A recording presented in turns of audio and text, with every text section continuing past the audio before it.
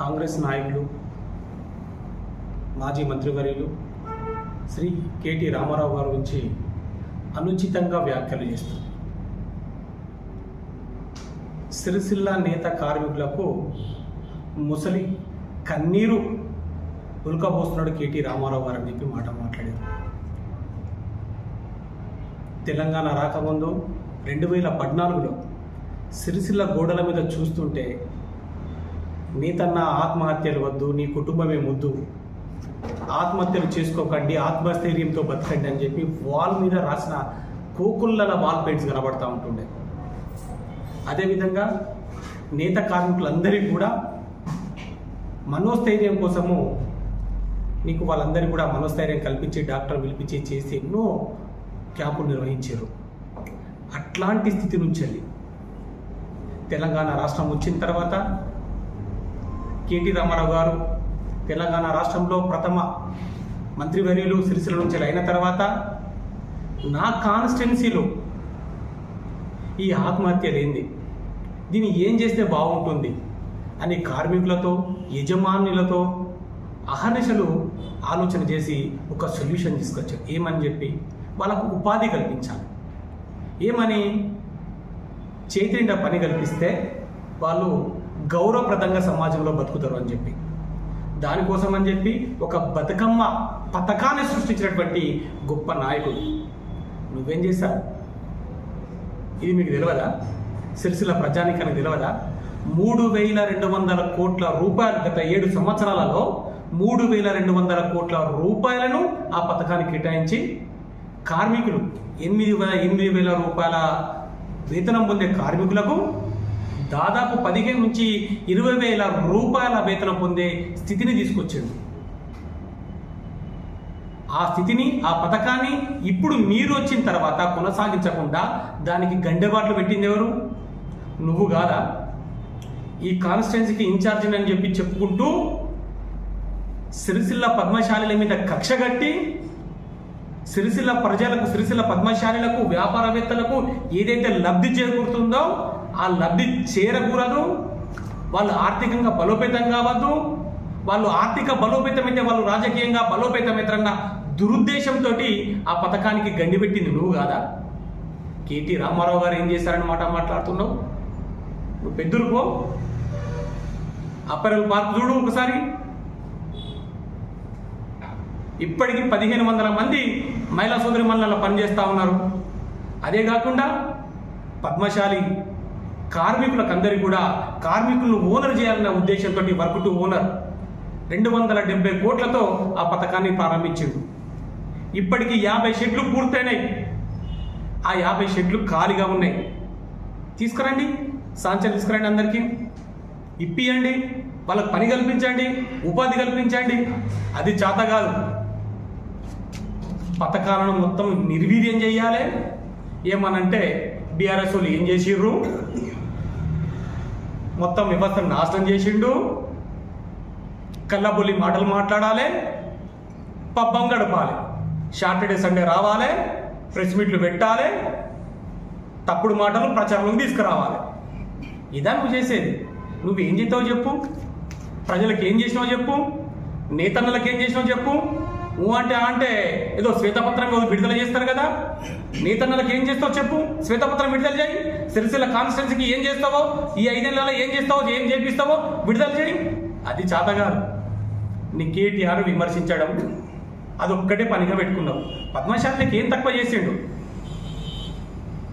అదే పద్మశాలిలకు జిల్లా సంఘం లేదని చెప్పి 5 కోట్ల రూపాయలు, దాంతోపాటు 5 ఎకరాల భూమిని కేటాయించి ఇప్పటికి 3 కోట్ల రూపాయల వర్క్ అయింది. ఆ వర్క్ను కావాలని దురుద్దేశంతో దాన్ని ఇప్పుడు పక్కన పెట్టించారు. ఫైనాన్షియల్ క్లియరెన్స్ లేదని చెప్పి ఆ కాంట్రాక్టర్ పాపం మీ దగ్గరికి, మినిస్టర్ గారి దగ్గరికి, అందరికీ తిరగరాని దగ్గరికి తిరుగుతూ ఉన్నాడు. ఇది కనబడతలేదా నీకు? పద్మశాలిలకు ఏం చేసిండో నువ్వేం చేసినావు? ఓ సంఘానికి ఒక దుడ్డు కొత్త ఇచ్చినావు నువ్వు. నీతోటి అయితే అది. అదే కేటీ రామారావు గారు, అదే బీఆర్ఎస్ ప్రభుత్వం, అదే కేసీఆర్ గారు నేతన్నల మంచి కోరి కార్మికులు ఏదైనా అనారోగ్యతనో ఏదైనా యాక్సిడెంట్ రీత్యానో చనిపోతే వాళ్ళ కుటుంబం వీధి పాలవుతుందన్న ఉద్దేశంతో 5 లక్షల బీమాన్ని నేతన్న బీమాన్ని ఏర్పాటు చేసాడు. ఇది కనబడతలేదా? ఏం చేసాడు మాట మాట్లాడుతూ ఉన్నావు? సిరిసిల్ల డెవలప్మెంట్ కనబడతలేదా? నువ్వేం చేసినావు? నీకు పత్తు సిరిసిల్ల పద్మశాలీల మీద, సిరిసిల్ల వస్త్ర పరిశ్రమ మీద నీకు విపరీతమైన కక్ష ఉంది అంతర్గతంగా. ఎందుకు అనంటే ఈ పద్మశాలీలందరూ కూడా బీఆర్ఎస్కు వాళ్ళు వెన్నుదన్నుగా ఉంటుర్రని, కేటీ రామారావుకు వెన్నుదన్నుగా ఉంటుర్రని చెప్పి వాళ్ళను మొత్తం ఆర్థికంగా నాశనం చేయాలి, వాళ్ళని ఆర్థికంగా చితగొట్టాలి, వ్యాపారాన్ని విచ్ఛిన్నం చేయాలి, వారిని పుట్టగోలు చేయాలి. నీ ఆలోచన గంతే. ఏమనంటే నీ నాయకులను ఎగతోస్తావు. అన్నదమ్ములు లెక్క కలిసి ఉన్నాం ఇన్ని రోజులు. ఎలక్షన్లప్పుడు అందరు ఎవరి రాజకీయాలు వాళ్ళకు, ఎవరి పార్టీలు వాళ్ళకు. తెల్లాలేస్తే అన్న తన్ని అక్క చెల్లి అని కూడా కలిసిమెలిసి ఉన్నాం. అత్త నడుచుకోమంటున్నావు, కోడలు కొలుసుకోమంటున్నావు. వాళ్ళకి ఇష్టం వచ్చిన లేని పోని మాటలు పెట్టి అనేక ప్రెస్ మీట్లు పెట్టించుకుంటూ ఇష్టం వచ్చినట్టు మాట్లాడే విధంగా చేస్తూ ఉన్నాం. వ్యక్తిగతంగా పోతా ఉన్నాం. వ్యక్తిగతంగా మాకు ఓక చాతగా కాదు, మీకన్నా బ్రహ్మాండంగా మాట్లాడతాం. మాకు మాటలు రాక కాదు, బూతులు రాక కాదు, నీకన్నా పదంతలు వస్తాయి. ఇక్కడ పుట్టి ఇక్కడ పెరిగి ఇక్కడనే ఉంటున్న వాళ్ళం. మేము హైదరాబాద్ బతుకున్న వాళ్ళం కాము, వారం వచ్చేటోళ్ళం కాము. మాకు ఈ లోకల్ భాష, లోకల్ యాస అన్నీ వచ్చు. మర్యాదగా మాట్లాడి నేర్చుకో. నువ్వే అన్నావు కదా గత 7 సంవత్సరాలు పద్మశాలి దొబ్బి తిన్న జాలదా అని చెప్పి. మళ్ళీ నువ్వేం చేసినావని మాట్లాడతావు. నీకు పద్మశాలిని అవమానపరచడమే తెలుసు, వాళ్ళని హీరణ చేయడమే తెలుసు. నేను చెప్తున్నాను ఈ రోజుల మహేందర్ రెడ్డి, ఇంకోసారి ఇష్టం వచ్చినట్టు మాట్లాడు. మేము తప్పులు చెప్తే ఎత్తి చూపెట్టు, మేము మార్చుకుంటాం. ఏదైనా కానీ రాజకీయం అనేది ఆరోగ్యవంతంగా ఉండాలి.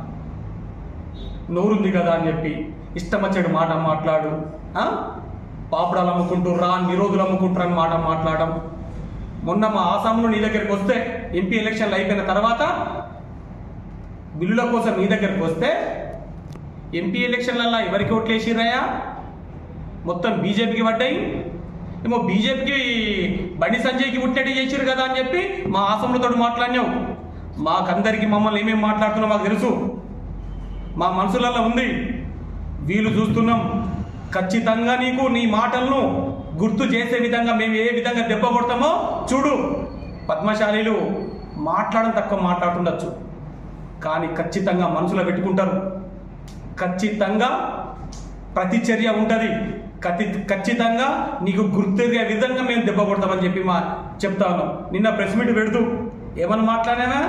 సిరిసిల్లో ఉన్నట. ఒకసారి చూడండి బ్రదర్, మీరు వచ్చినప్పుడు మధ్యలో ఇలా ఎక్కలు అవలగానే సిరిసిల్లో ఉన్నారు. మాకు నేను చెప్పినప్పుడు అలా 100 రూపాయలు తలకే వస్తారు, ఓట్లు ఇస్తారని చెప్పి ఇలా ఇది కోర్టు పోతే ప్రెస్ మీట్ పెట్టిపోయినాయి. సిరిసిల్ల ప్రజల కష్టాలను తనది. అవును, సిరిసిల్ల ప్రజలు అవులగాళ్ళ. సిరిసిల్ల ప్రజలందరూ నీకు అవులగాళ్ళగా కనబడుతుర్రా? నీ వయసు ఏంది? నువ్వు చదువుకున్నది ఏంది? విజ్ఞత మర్చిపోతున్నావా? అధికారంలోకి రాగానే నోరు కొవ్వి కళ్ళకు పొరలొచ్చి ఇష్టం వచ్చినట్టు మాట్లాడుతూ ఉన్నావు. ఒక్కసారి షాలోనేమో నిరోధులు అమ్ముకుంటారని మాట మాట్లాడతావు, ఒక్కసారేమో బండి సంజయ్గా పుట్టామని మాట మాట్లాడతావు, రెండోసారి ఇప్పుడేమో సిరిసిల్లోలు అవులగాండు లెక్క కనబడుతున్నావు. నీకేమన్నా మేము? నోరు జాగ్రత్త పెట్టుకో. ఇష్టం వచ్చినట్టు మాట్లాడితే సిరిసిల్ల ప్రజలు ఎవరు సహించరు. ఖచ్చితంగా తోలు వలుస్తారని చెప్పి చెప్తా ఉన్నాం. మర్యాదగా మాట్లాడు, మర్యాద ఇయ్యు, మర్యాద తీసుకో. మేము ఎప్పుడు కూడా వల్గర్గా మాట్లాడతలేము. నువ్వు మాట్లాడిన దానికే మాట్లాడుతూ ఉన్నాం. ఇష్టం వచ్చినట్టు మాట్లాడితే మళ్ళొక్కసారి చెప్తా ఉన్నాం, ఖబర్దా. రండి, కేటీఆర్ ఎంత డెవలప్ చేసిండు, మీరేం చేసిరు ఈ 9 నెలల్లో చర్చ పెడదాం. గాంధీగాడ మీ సిరిసిల్లకి ఏం ఒరగబట్టిరు 9 నెలల్లో చర్చ పెడదాం. రండి. నీకు చేతనైతే సిరిసిల్లకి ఏం చేస్తావో చెప్పు, ఏం అభివృద్ధి చేస్తావో చెప్పు. ఈ 5 ఏళ్లలో సిరిసిల్లకు పర్యాటకంగా ఏ విధంగా డెవలప్ చేస్తావో చెప్పు, యువతకు ఏ విధంగా ఉపాధి కల్పిస్తావో చెప్పు. అది ఏది చేతగాదు. ఓన్లీ నీకు చేతనైందల్లా బీఆర్ఎస్ పార్టీ నాయకులను తిట్టాలి, కేటీఆర్ని తిట్టాలి, పోవాలి.